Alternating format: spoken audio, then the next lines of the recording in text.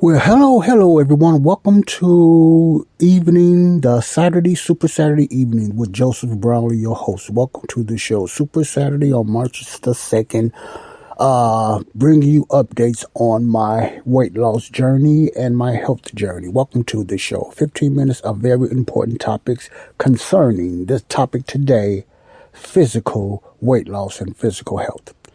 Now, I got back from my walk over a couple of hours ago. It maybe lasted over 45 minutes to an hour. I took my walk and everything, and it was a pretty good walk. I remember on my last podcast, I decided my energy was low, and I felt a few palpitations, which I haven't felt in a while. Mostly when I lay down. Now, and when that happens, I dig into that and see what's going on, and I'm going to tell you about that. What was the results of what I am learning. And it's observation, of course. It's not causation, but it is observational.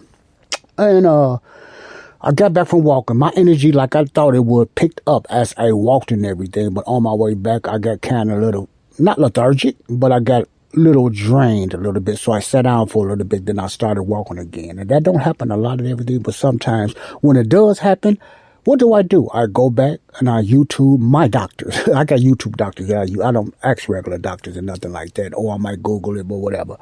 But anything pertaining to a low carb or a ketogenic diet, it's not best to Google it a lot of times because they're going to have more of a negative, not all the time a negative feedback more than a positive because they are somewhat against low carb and no carb diets, especially the no carb.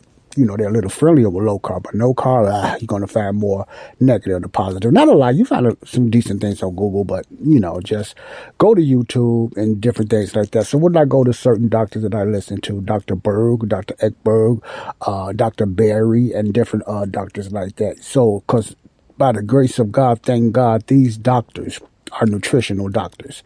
They're not regular doctors that only focus on cholesterol, high blood pressure, and stats and medicines, and eat the American diet, eat more fruits and exercise. These are nutritional diets. In other words, they're metabolic doctors.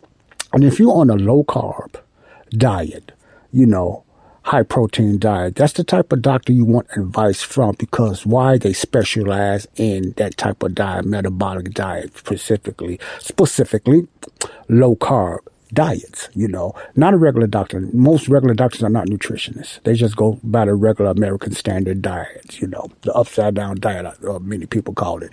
But what we need is a metabolic diet. So if you thinking about doing the low carb, not the low sugar or low fat, but the low carb or no carb diet, a metabolic doctor is the best advice you can get. And sadly to say, you're not going to get that from many doctors in your city. Not saying that it's none, but you have to go to places like YouTube and listen to the advice of a metabolic doctor. Which is it's free advice. It's no charge. They give you most any subject pertaining to certain ailments that you're dealing with, and it is a blessing. And you can tell that what they're telling you is true because they're starting to get censored. And anytime you start to get censored on YouTube, that means you're telling the truth.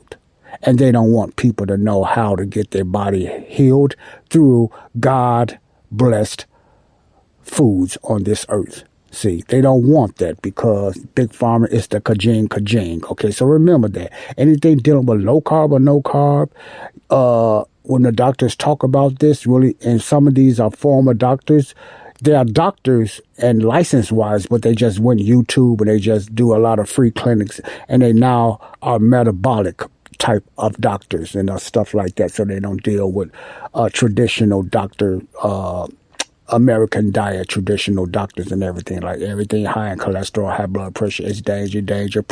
Meats and protein, red meat is bad for you, too many eggs, all that type of lying garbage that we have been fed the majority of our lives. So you need that metabolic doctor. You can look at what metabolic doctor mean or metabolic health mean yourselves, and I really advise you to do that. Look that up yourself, and I'm gonna do more study on that myself and everything.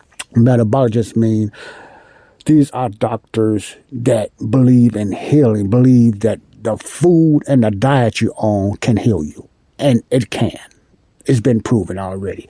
And a lot of traditional doctors and clinicians and professors do not like that because it's almost like the fountain of youth.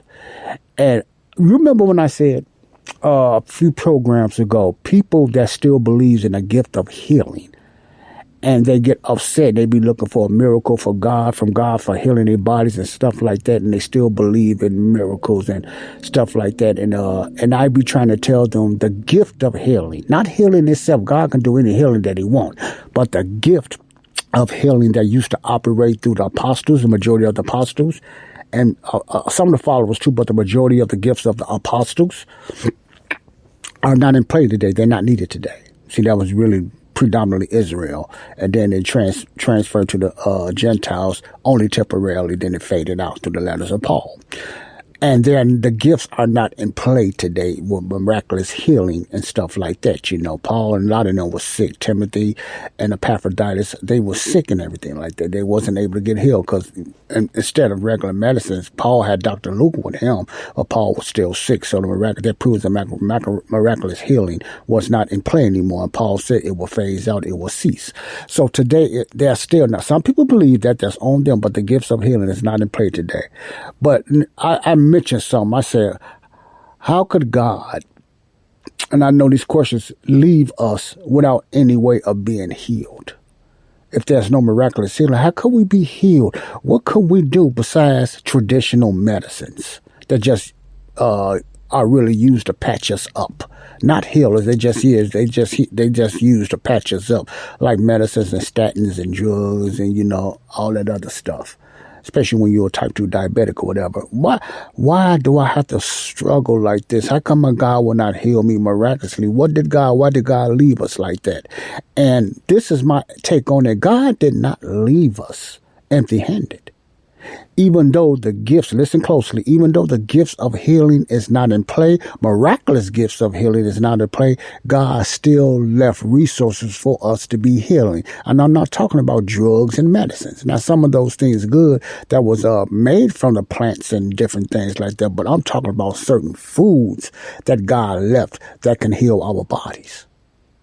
Think about this. If we didn't get bamboozled here in America of what we should be eating or what we should not be eating, it would be more people healed today. It would be more Christians or believers in the body of Christ healed today. I have no doubt. If we knew, if the doctors were honest and told us that food can heal you. My point is, God left food for us to be healed.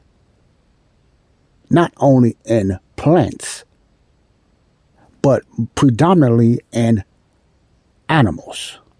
Not all animals, predominantly in animals. God left certain foods down here on this planet for us to be healed. But it was attacked quick by Satan. No doubt. By the enemy. Satan attacked it, and he used man to put a hit out on nutritional meat and, you know, poultry and stuff like that, that it was bad to eat red meat and all this other stuff that God made the animals for us to eat. See, through the Bible, and I look at it in a creationist way. Some look at it through an evolution way, but I look at it through a creationist way.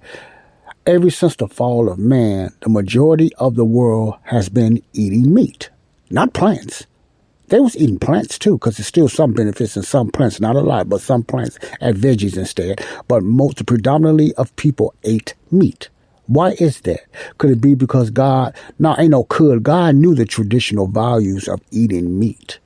God knew that there would be an attack on meat. God knew there would be a big rise in ultra processed food. See, God know all things. He know the beginning from the end. See, in God's eyes, everything's already finished.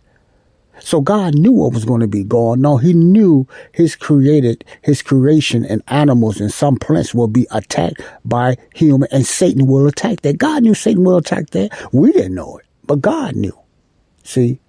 And sometimes we just need to read our Bible and we notice how you go to the prodigal son, the fatted vegetable plants wasn't used. It was a fatted calf. That's the best, from what I'm hearing, that's the best calf. Or we can call bull or whatever. And the Bible, And I think the cow is female and the bull is male. The fatted calf was used. I'm not saying they didn't have any fruits. I'm not saying they didn't have any veggies. But the focus And the Bible was focused on the fatted calf. Now, I'm not trying to say God said don't eat no vegetables or nothing like that, like some people might believe. No, I'm just putting emphasis, evidently, the importance for our consumption of food was meat. Meat, all through the Bible, was meat. And they did have fruits and they had veggies, but they wasn't contaminated like they are today. That's why I'm not anti-vegetables and I'm not anti-fruit. I'm just anti what they put in it now. That's the issue. That's a creationist view, not an evolutionist view that some evolutionist believers believe vegetables are bad and they was created to kill us. I hear that from certain. I just don't agree with that. Now, I agree with the oxidants and the certain toxins in a lot of vegetables, but that wasn't before. See, vegetables that was made to be eaten are made to be eaten. Then you have vegetables and plants that never was even created by God are not made to be eat. See, made to be ate rather. So there is some truth in that, but they say all vegetables are out to kill us. And no, I just can't agree with that when I look at it in the biblical perspective, not a evolve or evolution perspective, but I'm not here to talk about that. I got a lot of things to talk about before I close out this Saturday, Lord's willing. And my walk went pretty well. My weigh-in, I forgot, my weigh-in, I didn't gain any weight. Thank God for that. I didn't lose much. And my weight loss is very slow now. Now, after 2 weeks, I say I only lost about 1.5 pounds in 2 weeks. I'm not cool with that, but I'm all right with that because at least I didn't gain any weight. Now, I don't get disappointed because I already know I lost inches and I gained muscle, which is a good thing. So I don't want to focus on, and it's not good for us to focus on the weight loss all the time. What's going on. And through any diet, especially the low carb or no carb, there will be a stall for a lot of people. Some people lose and it drops right off, but some people go through a stall like myself and others. What do I mean by a stall? You just stop losing weight or you stop losing weight as fast. That does not mean you'll never lose again, but it's something you have to change. It's something that you and I is not doing. It might be something as little as sweetness. It might be something as little as a lack of exercise. And like I said, you don't need to exercise on this diet if you're doing it the right way. It might be something of too much dairy. It might be stress. It could be a lot of things why our weight stalls, but the more we learn our body, we'll learn what to do. I've been doing OMADs for a while now, 1 meal a day on my weekends, and I still didn't lose as much, but I know I lost some inches. I know that, and I have more definition. It could be because I started lifting weights now that my weight stalled. That's not a bad thing. I just have to say, okay, I'm going to continue to tone up because I want to catch the fat before I get the hanging under the arms and through the thighs. So I got certain a workout material to help me through that while I'm losing weight. I also don't agree with certain doctors that say exercise will not help you lose weight. I wonder what he mean by that. I might be just using him as a straw man, but history and science show some exercise. Maybe some people does not, but it is a good benefit. The Bible talks about the exercise and it profits very good. Exercising is good. It did say it's the best, but exercising is good. Now, I didn't say it make you lose weight, but exercise, some people does lose weight doing exercise. Now, keeping it off is another thing because they have a bad diet of eating. But you can lose weight. The problem is just keeping it off. You got to continue to exercise if you want to keep your weight off. That's the issue, that I ain't got time to be trying to exercise all the time just to keep weight off. So the key is the diet. Now, I said a lot of things to say this. God did not leave us without any way for our bodies to be healed. And this just come upon me, all this meat and all this way of metabolically foods and plants out there that can heal our body. God did not leave us empty-handed. That's not a gift of miraculous healing. We don't need it today. We could be healed right now just on our diet when it comes to certain things in our bodies or whatever like that, and that even affect our mind and our thinking, our hormones. Let's get into that. We're going to talk about more in the next Body of Christ Real Talk. Love you all. Peace out.